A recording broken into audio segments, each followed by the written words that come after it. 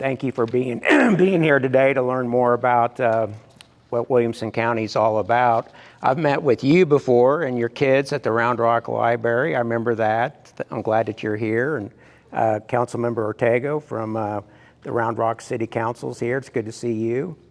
My name is Dave Porter, and I'm Executive Director of the Williamson County Economic Development Partnership. I'm going to talk just briefly about a number of things going on across the county in terms of economic development. The primary purpose of the partnership is to promote Williamson County to diversify the jobs, good paying jobs. So these kids over here can grow up and have a great opportunity to stay in Williamson County. That's what this is all about, actually.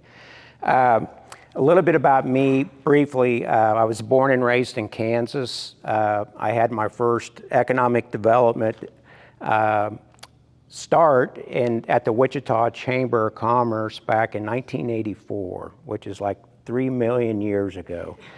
And I was there for about 11 years and went to North Carolina, to Raleigh for 5 years. I did 5 years in Asheville, North Carolina.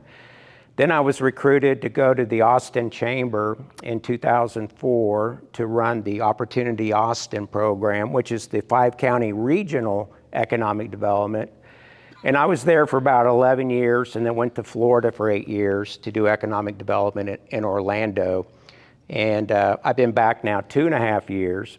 But all that adds up to 41 years of doing economic development, which is crazy. I don't know how I hung on so much. But the partnership, the Williamson County Economic Development Partnership, is the county is part of the partnership, and then 8 cities. So the 8 cities is obviously Georgetown, Jarrell, Liberty Hill, Leander, Cedar Park, the Round Rock through the Round Rock Chamber, Hutto, Taylor, and soon to be Copeland. Itty bitty Copeland, south of Taylor, has actually landed its first manufacturing project. So they're going to come on board and be part of the partnership in the next year. Some pretty interesting facts about Williamson County. It is obviously, as you know, one of the fastest growing counties in Texas and in the United States. Our current population is 724,000. It's projected by 2040, which isn't that far away. It's like going back to 2010. It's supposed to be at 1.1 million, our population. Then by 2060, the demographers in the state estimate we'll be at 1.6 million people in Williamson County. Right now, the 5-county metropolitan area is about 2.5 million. On average, there's 158 people a day that move into the 5-county region. Of that, 75% moves into Williamson County. In 2023, there were 5,000 people a month moving in to Williamson County. Of that, 75%, 4,000 moved into Williamson County every month. So we have to be able to provide good paying jobs. We're attracting very educated, well-educated people that are moving from California. International is our second largest in migration, coming from international. And I'll talk a little bit about the Samsung effect here in just a minute. Georgetown and Leander have been the fastest growing cities in Texas, in the top 10 in the United States the last few years.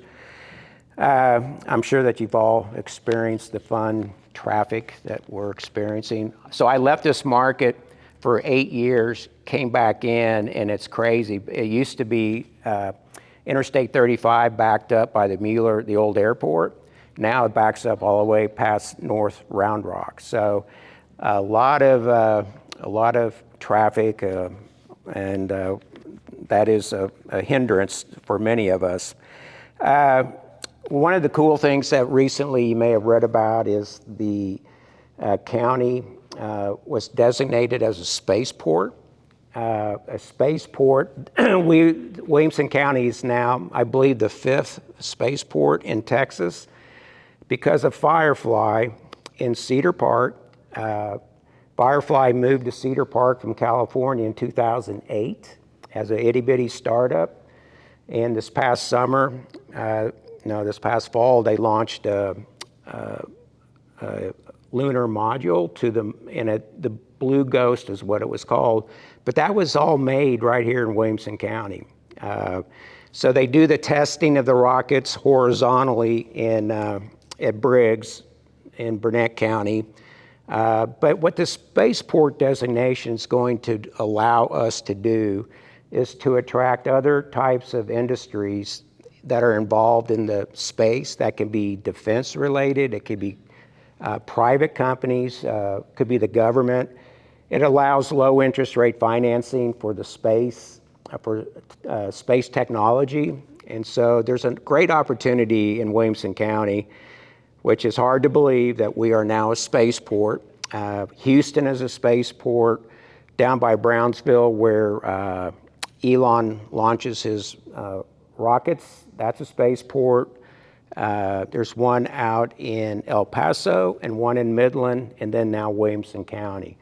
The state of Texas has a spaceport commission, and they have about $300 or $400 million that they can allocate to help companies grow, expand into spaceport areas. So that's a pretty cool new designation and a new opportunity to create better paying jobs.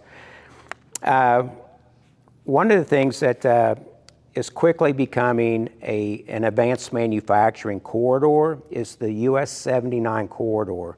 So from Round Rock to College Station is 97 miles. If you look at the west end, where US 79 winds its way up to like Tennessee, but that 97 miles, you have Dell's global headquarters on the west end in Round Rock. Then as you move through Round Rock on 79, you get to Hutto. There's a $10 billion data center park. There's 3 buildings. I don't know if you've all have been down US 79 lately, but it is crazy to see all the new construction. There is a data center park that has 3 buildings under construction right now. You go 5 miles further to the east, you run into the Samsung project.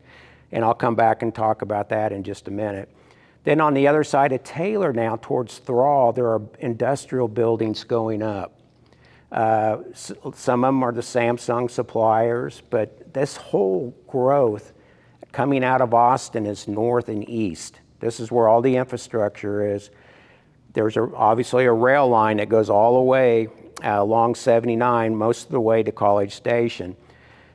Last year, we had a meeting with the economic developer from College Station, from Rockdale, from Hutto, Taylor, Round Rock, and the WilCo EDP. We hired a consultant to do an economic impact of US 79, and it's astonishing. Just on 5 major projects, Milam County is going to see an increase of 198,000 jobs over the next 25 years because of the old Alcoa facility that's in Milam County that's being transformed into a 30,000 acre mixed-use project, and on the front end of that is a 3,200 acre advanced manufacturing park. Then you get on the other side of Rockdale, you start getting closer to A&M. A&M, if you have not been over there lately, it's phenomenal. The growth, the technology that's occurring in Texas A&M. So that's going to be a talent pipeline. It's going to be an advanced manufacturing corridor. A lot of growth, a lot of opportunities along that corridor over the next, right now through the next 25 years. Talked about the spaceport. I'll come back to Samsung. Samsung announced Taylor in 2021. Here we are in 2025. They were supposed to open last year. They've delayed their opening till late next year. The computer chip market has been down. Plus, they've been searching for a large customer to produce chips for. They're getting close to announcing that they have secured their first major order. And then once they do that, they'll order the equipment, which takes 6 to 7 months. And so anyway, we're now looking at 2026. The long-term plan for Samsung on their 1,200-acre campus in Taylor, what you see out there now is like the lower right-hand corner of a puzzle. They have plans to build 8 or 9 of those factories, semiconductor plants, and to potentially employ up to 20,000 people. The first building that you see out there, that's 6 million square feet. That's going to employ 2,000 people when it opens later next year. And people always wonder, well, are all those Koreans that are going to work there? No. 95% of all the workers are going to be from our U.S. citizens from this area. So anytime you hear of an international company coming in, just know that 90% of all the jobs are going to be local. They're going to be for local people. And we got to keep saying that over and over because people assume that if a company from Korea comes here, it's all going to be Koreans, and that's not necessarily the case. The Samsung impact, we went to Korea for the first time in April 2023. Samsung told us then that there's 150 manufacturing suppliers that need to come over somewhere within an hour of Taylor to support what they're going to do. So as a result of that, we came back and we decided, the Williamson County Economic Development Partnership, that we need to have a presence in Korea. We need to help facilitate that. The cultural differences, let alone the language barriers, but the cultural differences of doing business is tremendous. And we need to help them understand what they're coming into, and then we also need to understand where they're coming from. So we have an office in Seoul. It's staffed by Koreans. We actually do a contract with a business development firm based in Seoul to represent Williamson County. They help us. We've been there now 7 times to promote Williamson County, trying to attract more and more investment and jobs into Williamson County. What we've uncovered, though, there's a whole wide range of industry sectors that this has opened the door. We're seeing some pharmaceutical projects, manufacturing projects out of Korea. We see some automotive suppliers that supply to Tesla that have located in Williamson County. So this has become more than just semiconductor related. It's an opportunity to bring other types of industry sectors into Williamson County. The other cool thing we did last year, we did a sister city relationship, Williamson County, with a city in Korea called Yongin City. Yongin City is the next designated semiconductor hub in Korea. Right now, Samsung is in Suwon, South Korea, Pyeongtaek, South Korea, and then they're going to build a large campus in Yongin City. The Korean government, Samsung, and other companies are going to invest $460 billion to make this the next generation semiconductor hub. A lot of similarities between Yongin and Williamson County. It's up and coming. Their population's about 1.1 million. They have the largest outdoor water park in Korea. We have the largest indoor water park in Texas.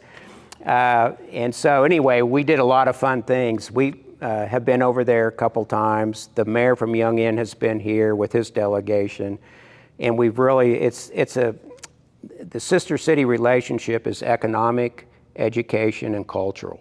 So there's going to be all sorts of cool opportunities over the years for exchange students to come here to learn about what we do in Williamson County and vice versa for us to go there. The Korean population is so welcoming. They love Americans. 93% of their population, because of the Korean War, they just think Americans are great. And they think more highly of us than we think of ourselves, especially now, right? But they have their own problems over there too. Their president was impeached. He declared martial law for 6 hours and he was gone. And so that caused a lot of panic in South Korea. What we're seeing right now, I want to talk a little bit about what we're seeing right now as a result of tariffs and the whole thing going on. This isn't a political statement. This is just what we see. Businesses do not like to make decisions when there's chaos. Right now, there's a lot of chaos. The tariffs are on, they're off, they're on, they're off. We've seen the domestic market in terms of interest in companies wanting to expand or relocate kind of dry up. A lot of our companies in the US are kind of holding on to see what all this means. What's the next move? All we want to know is what are the rules of engagement? And when the rules of engagement change every day, it's hard to make decisions. So from a business standpoint, this is very chaotic, very confusing. But on the flip side of that, to the tariff situation, we're seeing a big influx of international companies wanting or needing to set up facilities in the US to avoid the tariffs. So we're seeing a big influx from Asia, not China, but from Korea, Taiwan, mostly Korea and Taiwan, looking at setting up facilities somewhere in Central Texas. But this whole thing is causing, this is going to be pretty up and down probably for a few more months. I think a lot of people suspect that the tariff thing will settle down. I hope so. An economist out of WilCo did a study, an economic impact of tariffs and how that impacts Texas. Our number one trading partner is Mexico. Our number two trading partner is Canada. Based off of that, his projection is the tariffs, Texas would lose 360,000 jobs a year if this is long term, and it would be a $46 billion hit to the economy, the Texas economy. We are the 8th largest economy in the world in Texas. So, and this is from an economist standpoint. So, again, if this plays out longer than what people think, it's going to have more of a really big negative impact on our ability to create jobs, to bring in new investments. So we're just kind of hanging tight, like everybody else, seeing what happens today or tomorrow. But we just need a playing field that we understand. And until that time, it's going to be more chaotic. Again, there's a number of projects out of Taiwan that are looking. Again, 90% of all the employees are going to be local. So, but anyway, that's kind of a quick summary of what's going on. I'll be happy to answer any questions. You got questions? No. Oh, yes, sir. So, with the growth of both industry and residential, how does our lack of water affect those decisions? Because we're not getting more water, but we're getting more users. Right. So the challenge is the water's there. It's going to become very expensive to get to it. A lot of the aquifers, going east of 35, there's a number of aquifers, especially over in Milam County. The Samsung facility, they're piping water from an aquifer in Rockdale, 24 miles to the Samsung facility. But Samsung's going to recycle 90% of their water and reuse it, which is the first time they're doing that anywhere. So the water situation, it's there. It's just becoming more challenging and costly to get to it. So going west of 35, like in Leander, they're doing a large water intake. Next summer, they should be okay. They should be fine. Georgetown's planning for the future. They're going to be okay. So the challenges are going to be the cost associated with getting to the water. The big issue that we're having, the new water, is electricity. The demand for electricity across the U.S. is crazy. And in here, in Central Texas, they're now taking applications to see if we can even meet the demand for these projects. One of the projects that we had in was a 1 gigabyte, 1,000 megawatts of power. That can light up a lot of homes. But that's become the new challenge, is electricity. So we have water challenges. It's there. It's going to become expensive. Electricity is we're going to have to do some new generation, the U.S. they're already doing some cool nuclear microgrids. That there are a lot of technology where the reactors compacted into a tractor trailer, and you can just power just the property. And so you're starting to see some of that. And it's mostly done right now through gas generation, these microgrids, just because of the demand for electricity. Data centers are going crazy. I mean, they're very expensive to build and operate, but we're seeing a lot of data center activity in the US because of the AI. But the water, electricity, wastewater, those are always, we got to address those. We go into detail with each prospect how we're going to address that. But thank you very much. Yeah, but thank you. Appreciate it. Thank you.